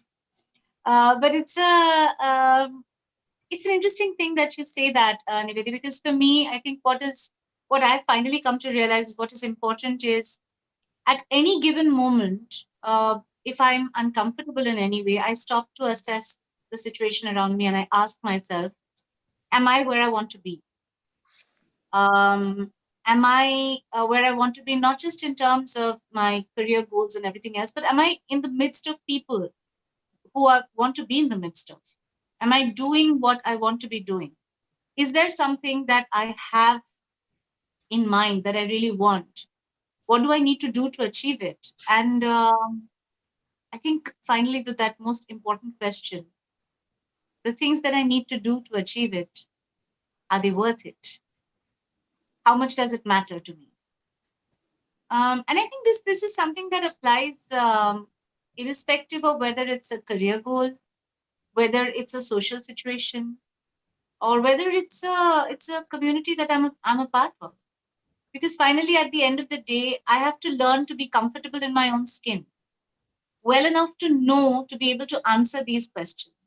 So I think as a young person, when you're 16, you don't really know how to dream clear, but you can ask yourself some questions, and you can keep that kind of a tick box ready in your head to say, am I where I want to be? If not, where do I want to go? And everything else that follows. But yeah, I mean, for me, for instance, where I am is as important as the people who I'm in the midst of. Sometimes the second one is more important than what I want to do. So priorities will differ. But yeah, I just kind of wanted to come in and share that. Yeah, no, because I think those are great tips, and you say it absolutely right. It's a hard thing, but that was my surprise.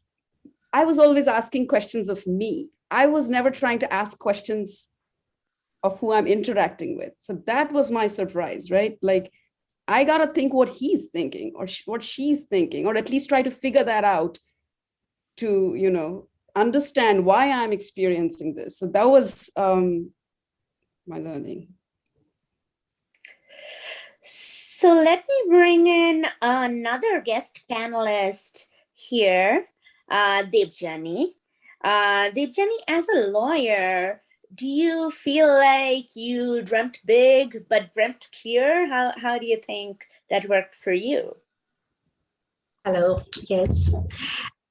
See, now you are asking me that whether I dreamt big, because now I'm a lawyer. Okay, but when I was young, when I was 16 years old, I never dreamt of to be a lawyer or someone to be renowned in the society. Yes, something was in my mind, something was very clear that I have to achieve something in life. And I studied, when I'm pursuing a career, I chose the subjects in that way, that fashion, that can make me something. Yes, I had to dream big. I had to dream clear. Thank you, and that's a great point. That knowing where each of you is today, we are asking certain questions, but if you reflect back to where we were at 16, that's a whole different set of questions. Sorry, can I come in here? I just wanted to add a line. Of course, yes. So I distinctly remember I used to travel in bus, right? And I would always take the window seat in a public bus, and I would look out, and I would see people commuting in cars. And I always knew that I'm going to move from this bus to the car. How, I don't know. What I'll do, I don't know. But I always knew that I'm going to do this. I'm going to ensure that I never have to count my money. I never have to, do, expensing, which I'd seen my parents doing, coming from a very middle class family. I knew these two things I have to do, come what may. Now, the path is something which obviously unravels as you go through life. But this was very clear in my head that I have to do something and I'm not going to sit idle. That was always clear. That's great. Can I add? Yeah. Just want to add. My case was completely different. I remember at this age, I think a few of us together, I think Nivedita was also part of that. Our dream was that we will have 3 chalets by a lakeside, all 3 friends together, money, career, everything was never a thought in our mind. So from there to where we are today, so that just tells you that, just enjoy the journey. There's definitely a path for each of us. And then Ramshri, I think you raised your hand. Did you have something to add to that? Yeah, to the earlier one, we were talking about how it is difficult to dream clear because you are trying to look so many years ahead, right? So what I wanted to add there was watering a plant, pruning it, taking care of it, putting something on the roots and, doing some kind of foliar spray is the thing that we do every day. And the fruit comes 4 months down or maybe 90 days down or the next year. So I think I would again like to say this, that people who are thinking about what to do many, many years down the line could actually put in a little more effort into what needs to be done today. So this day, when you look at farmyard manure, right, gobar, cow dung in your hands, it looks nothing like the flowers that are going to bloom. And it looks nothing like the harvest that you're going to get. But then if you do that with your hands, that is when you get the harvest that you're looking for. So I'm a little skeptical about looking ahead at a goal and then trying to walk towards it. I would rather say, look at your next step. Is that in the right direction? Is that where you would want to put your step? Is that something you like? And each day taken in its own best way, each step put in the right direction into something that you love will automatically take you to a good place. Thank you. Thank you. Thank you, Rameshri. We have a question from Shumana in the chat. 17-year-olds are expected to make big career decisions. What do you think someone should ideally study to find the right path, but is a 17-year-old with not much life experience?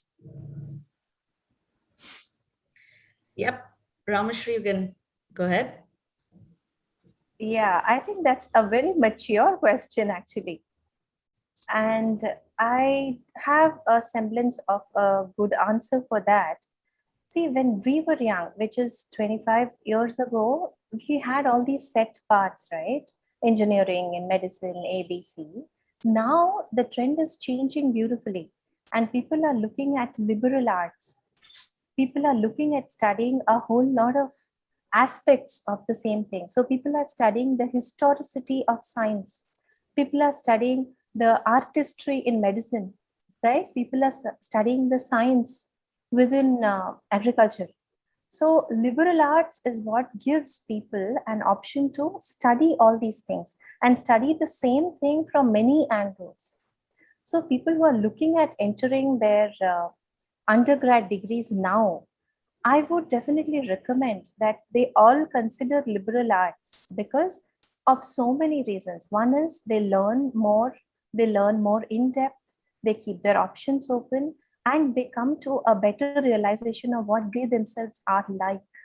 So yes, my answer to that at a very practical level would be to consider liberal arts rather than any one particular so-called stream.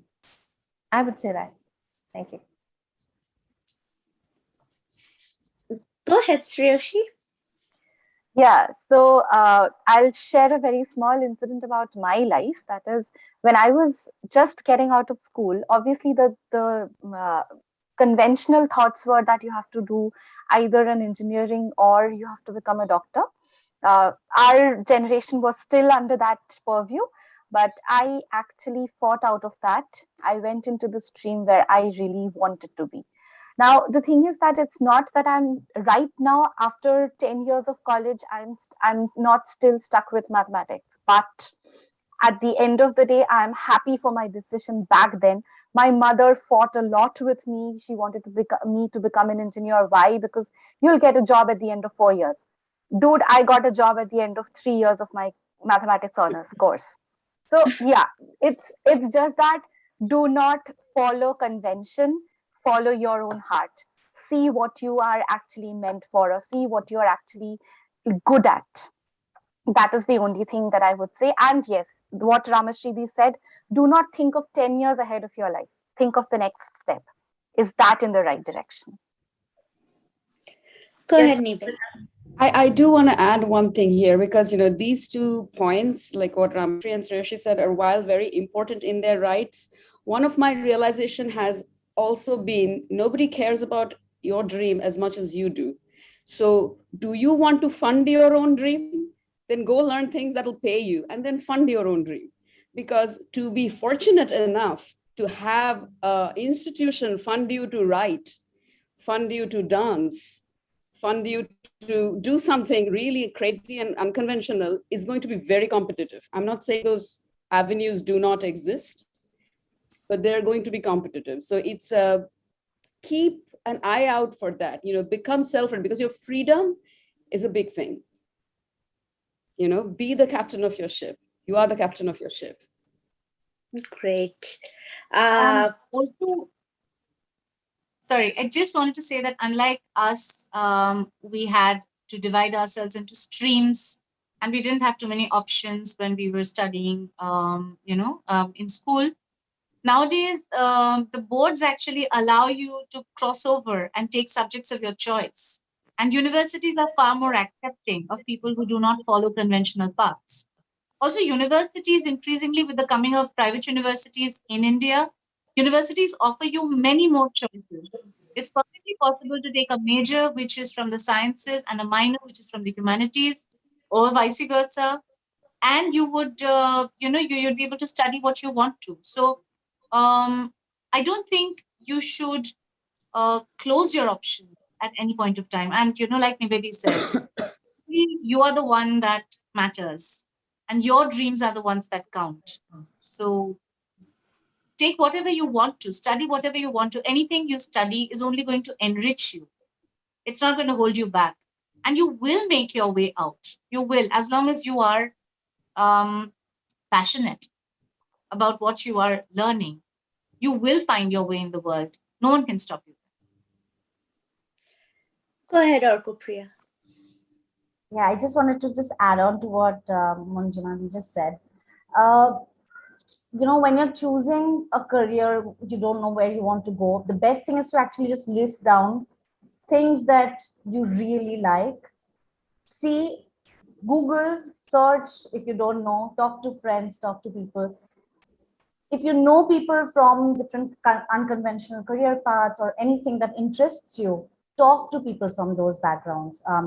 Like we have this great alumni, all of us are coming here together to talk to you today. I'm sure there are other ways of reaching out to the alumni if you need to. Speak to people working in different career paths, figure out if those things interest you.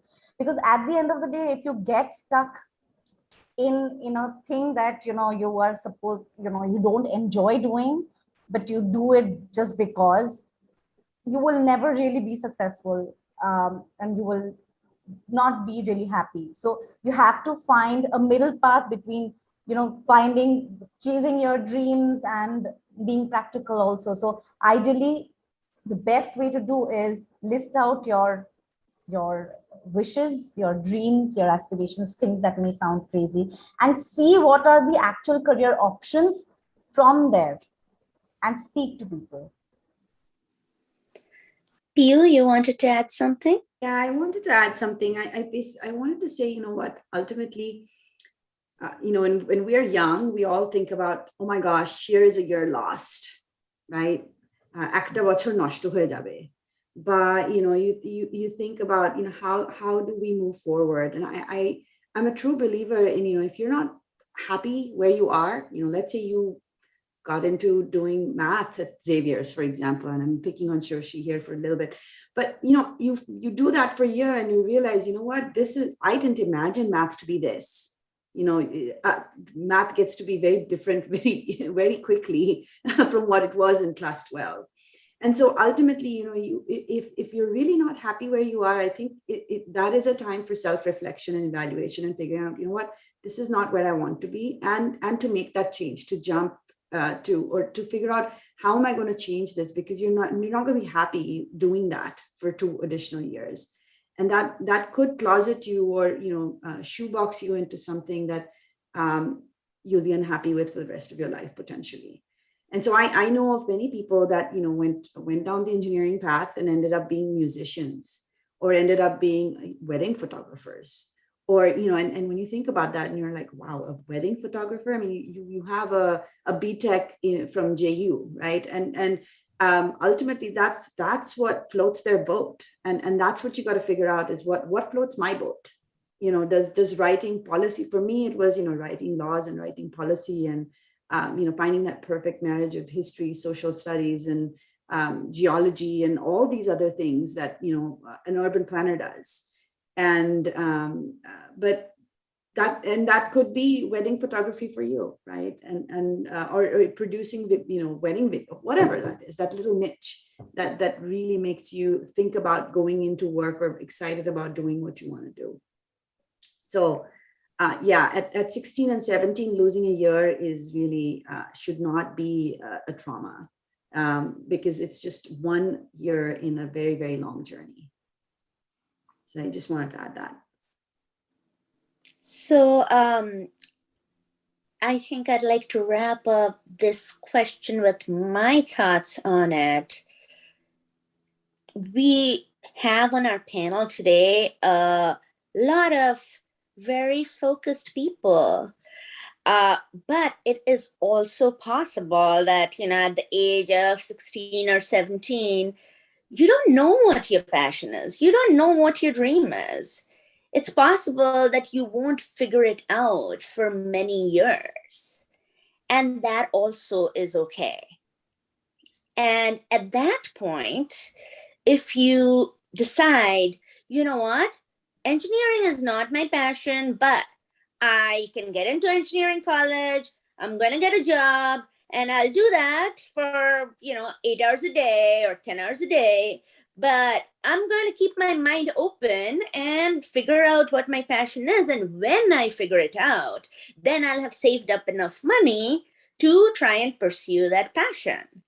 And that is a perfectly fine thing to do. You don't have to know all the answers in your teens, or even in your 20s, or even in your 30s. I know people who in their 60s decide, okay, now is the time to pursue my passion.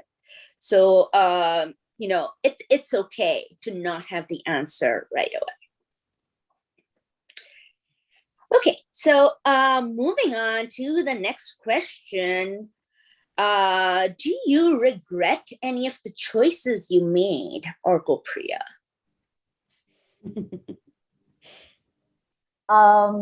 Regret. Maybe at that time, I was a little bit nervous because I took too many risky decisions. And thankfully for me, I didn't fall flat on my face, but there was a big chance that I could have. I moved on thinking that, no, I will not do something that I don't enjoy doing. So I took breaks, I left jobs without knowing my next path. And right now, when I think back, I just think that I've just been very lucky to not have, fallen flat on my face.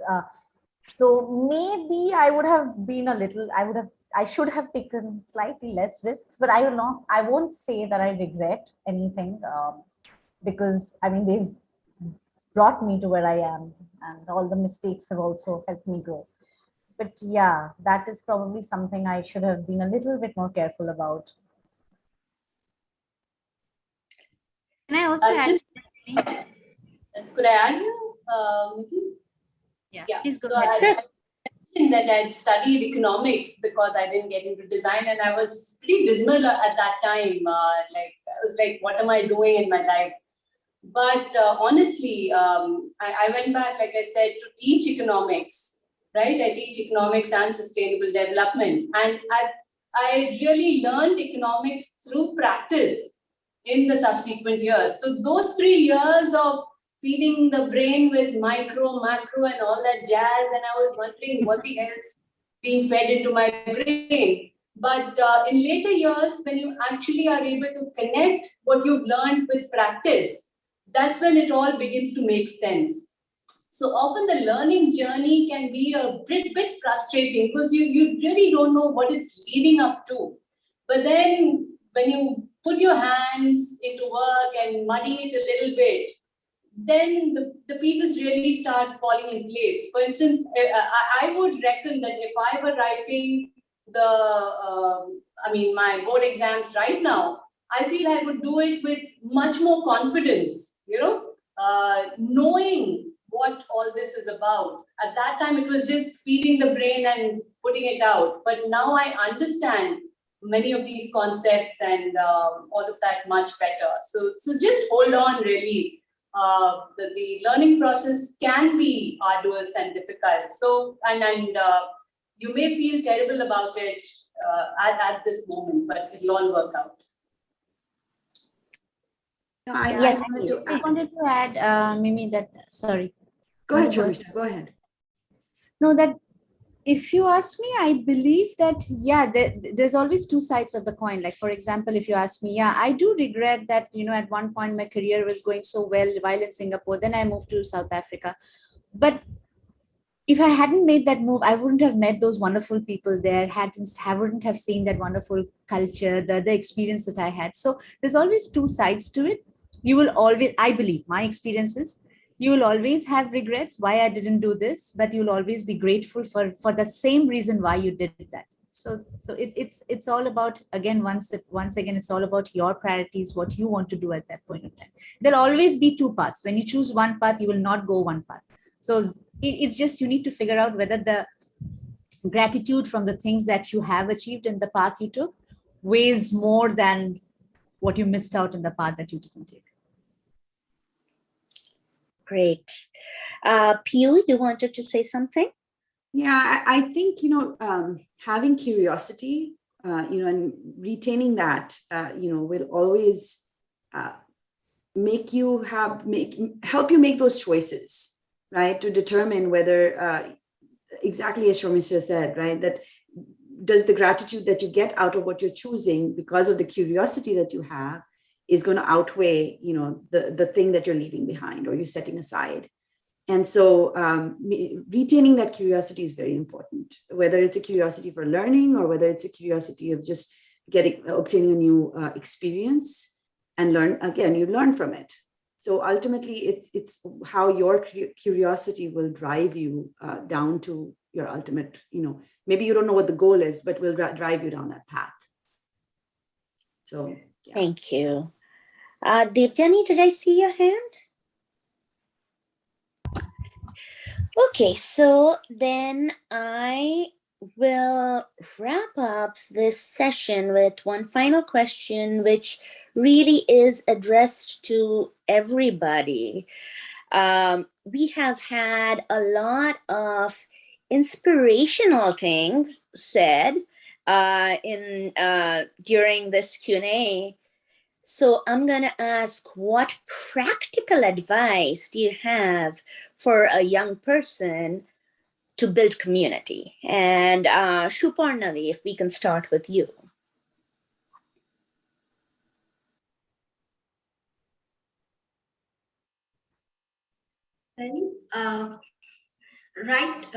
From my childhood, I had a very strong liking and disliking.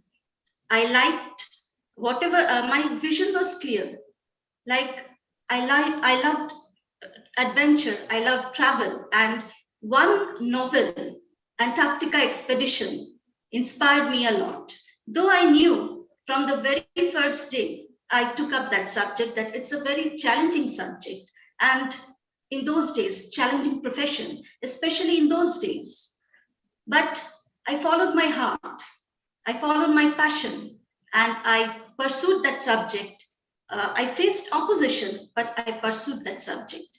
I became a professional geologist, and even after that, I faced many hurdles. I had to do my duty towards my family. I had to take up desk work for 10 to 15 years. But now I'm 50, and now I am doing what I like. I'm doing what I like. Now I'm not in hardcore geology or fundamental geology.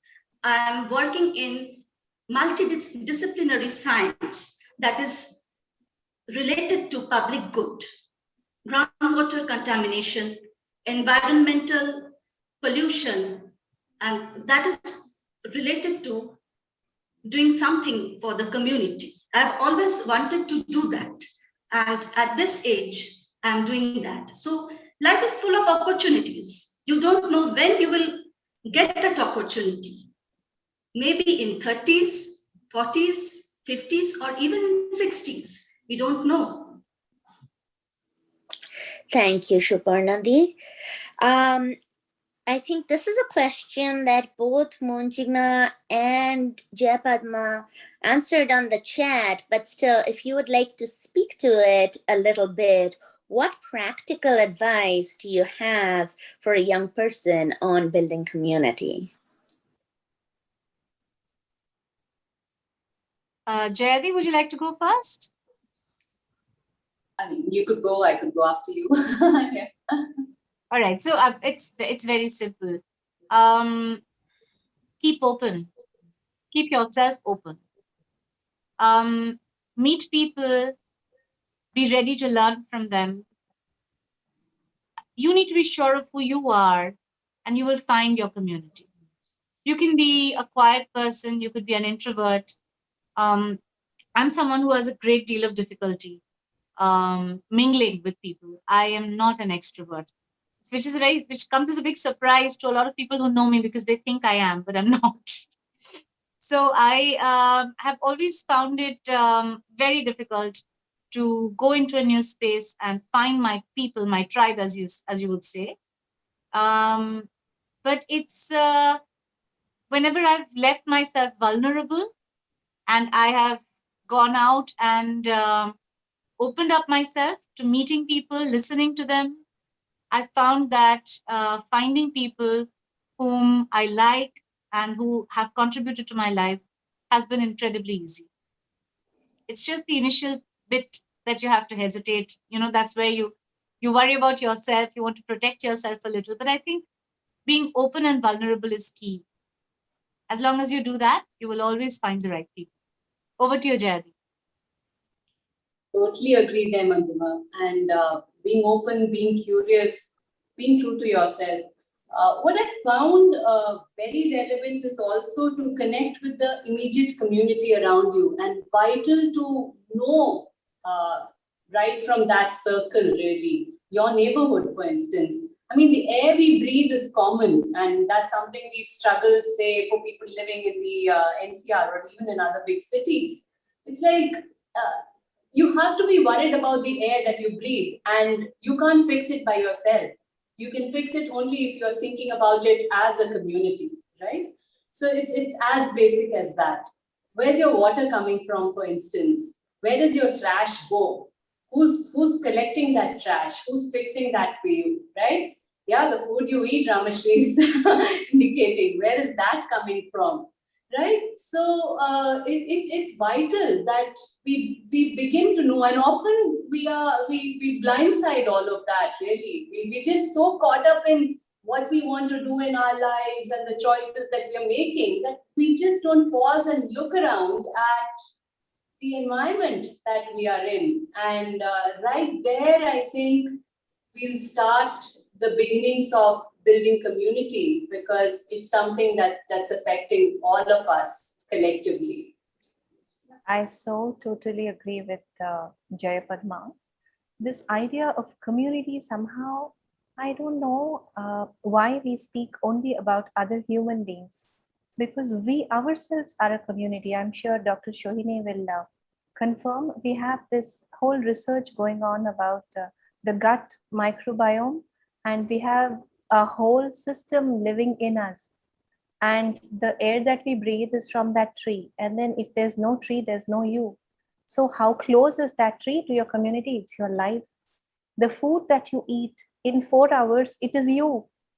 So where do you draw a line between you and your food, you and your air, you and the people who are providing you with that air and that food? So, and there are so many organisms all around us. We are them and they are our community. So there isn't a divide if you look closely enough. And the feelings of alienation and loneliness and being alone comes in only when we refuse to open our eyes and see that, this earth is us, this air is us. The space is us, what we eat is us, and where all these things are coming to us from, that is what is our closest, most important, most crucial community, and the community that you should love with all your soul and fight for now. Sadly, we are in a place where we now have to fight for it. Thank you, Ramashri. Orko Priya, you wanted to add something. I just wanted to add to what Jai Padmadi said. I was mentioning Mudar in my conversation. Mudar had told me that, when you're building a community, what do you do? Who are the people in the community? Who are you identifying as people in your community? Got into this whole discussion, and then he said that, the guy who cleans in your neighborhood every day, the sweeper who comes, do you know his name? Do you know them? They are part of your community. They are the ones who are taking care of your locality, keeping the things clean. Go up and speak to them. Just say hello, just find out the name. You don't need to do anything else. And I tried that once, and the change, the whole thing of, walking down the street and just saying hello to people, who you meet every day, but you choose to not look at, that just like open it immediately. You feel so happy when somebody, they're cleaning and they look at you and they say hello to you back, and it's just such a wonderful feeling. And I really have to thank Mudar for teaching me to be able to look and be more accepting, and it just needs that one little thing of just reaching out, and that's it. So don't hesitate to reach out. People are usually friendly, and there's nothing wrong in going and thanking someone who's doing something good. There is no harm in just knowing people who are helping to build a community. So reach out to people, talk to people, know the people around you. I think that is, and be curious and be accepting of each other's, you might have different opinions, but that should not come in the way of your larger goal. So if you're able to look beyond each other's differences, I think you'd be able to build a good community. Great, thank you. And I so agree with you on that. Pia, do you have something to add to this? Because, from your experience, you had to kind of fight against some of your pre-existing community and you had to build new community. What advice do you have for young people? I think, like everybody said, that when you're in the flow, I always believe that I have to do what is right. And that has always been my cardinal go-to point. So I could be in a meeting and I could be the only one saying the truth, but if it's the right, I'll say it. So I would bring out the most horrible truths out for people to see. So I always say that when people come to me for advice, I say, if you're looking for good words, please go to somebody else. If you're looking for real advice, stay on. So I always believe that doing what is right is important, be it for others and be it for your own self.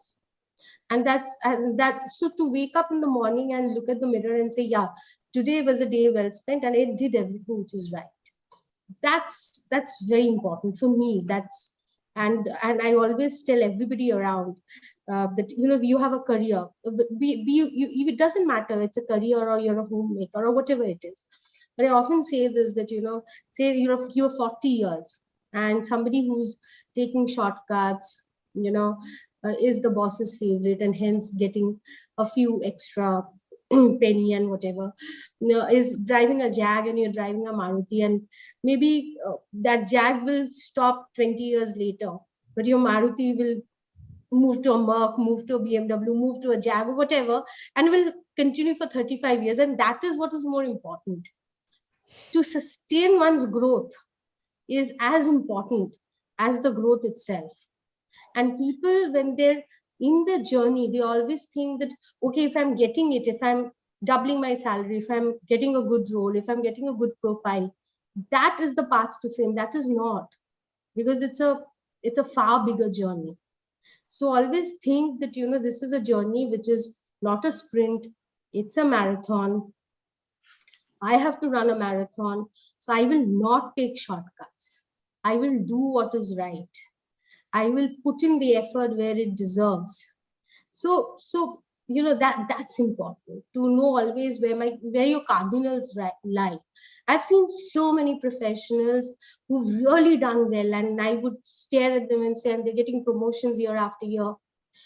Like in the long term, after 17 years, they're way back. But at that point in time, it felt bad. But it's okay. But I always kept telling myself, it's okay. I'll still do what is right. So I think that's very important. I just want to add a quick thing here. I think what I hear in what Pia said, what resonated with me was, you make friends, but you make friends on your own terms. You don't make friends on someone else's terms. It's very important to find a community that is genuinely relatable. You relate to it genuinely, and that will give you a more sustainable happiness, is what I heard, and that resonates with me. Thank you for sharing that. You don't try to fit in, you don't make, like, what you're saying is, you don't try to fit in. You just be who you are, and you will attract like-minded people around you. That's what's more important. Shreyashi, you wanted to add something. Just 2 pennies for the little audience that we have. At this point of time, your friends will become your community for years to come. Hold on to your friends. That's the only thing that I want to say. Hold on to your friends, and also your school's juniors, seniors. They will help you build a community. Right on this day, I have been able to create Nritya Tales because the 4 of us who are the core members, we all belong to GTB. We belong to different batches, but we were the ones who connected after so many years, and we could just pick it up from where we left off. That's it. That's the community. I'd like to bring in one more aspect. Definitely some of our audience has asked us questions about moving abroad in previous sessions. And Shohini, you are someone who moved abroad and created a new community. I know that you have a close community around you, which I'm sure is very meaningful to your life. What do you have to say about, building a new community when you move away from home? What I would like to say to the students that are watching this program now is, again, everything that has been said so far already, that keep yourselves open to new experiences. Engage with people wherever you are, and before you realize it, you will have a set of friends with whom you share certain common passions, certain common interests, and from that would grow a community that supports and sustains you, and you support and sustain that community. So when I moved abroad, this was more than 25 years ago, obviously the internet was there, but this sort of social media, Instagram, Facebook obviously didn't exist at that time. I initially made friends with the people in the accommodation that I lived with, in the place that I worked, but gradually over time, my social circle grew, and I started meeting people who had common interests with me. We pursued activities that we enjoyed. And in terms of community building, I got involved in mentoring programs, and I got involved in other hobby groups that brought me into contact with people with whom I shared a common mindset. And that is how my social circle grew. And I would suggest that even it doesn't matter what stage of life you are in, you can build your own communities and your support networks. Everyone can do that. Even if you're a 14-year-old, 15-year-old, 16-year-old, you can build up your own communities and your own support systems. You can do volunteering work, and you can, there are so many different activities that you can do. And what I realized was that the satisfaction I gained from helping others through these networks was far greater than the satisfaction, and far greater and far longer lasting than the satisfaction that I gained from my own achievements. So giving to others and the joy that you get from that is definitely a far greater achievement for me than my own success stories, I would say. That's wonderful. I do want to add a line here. Yes, it is very rewarding, but in addition, if you're really interested in applying to colleges abroad, guess what? Having a good community service on there to tell about yourself and the essays and stuff you write, it goes a long way. And this is an idea Shohini put in my head back in the day, which was the germ of this entire session around community building. So I just wanted to throw that out there. It's really well regarded.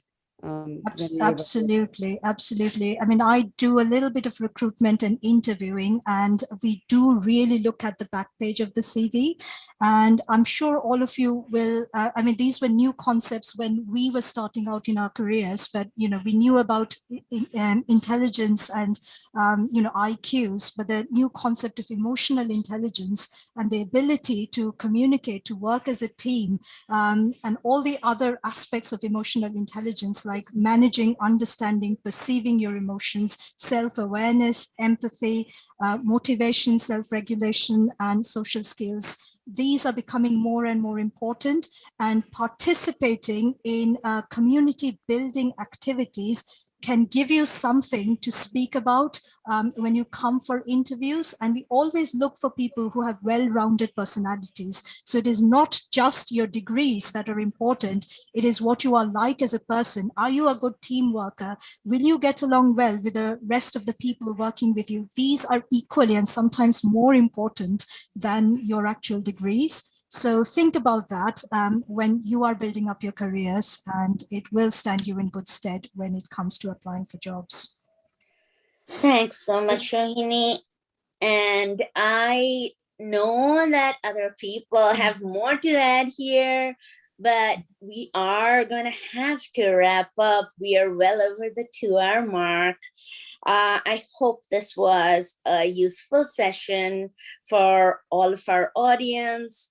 We've spoken about community, both in terms of service or giving back to the community, as well as in terms of supporting ourselves and what we need emotionally in order to thrive in life. So do go to our channel and post more questions if you have them. We will try to get back to you on those. Sign up for our FAQ and we will get those out to you. And thank you, everyone, all our panelists for joining us today, and to anyone who is watching this.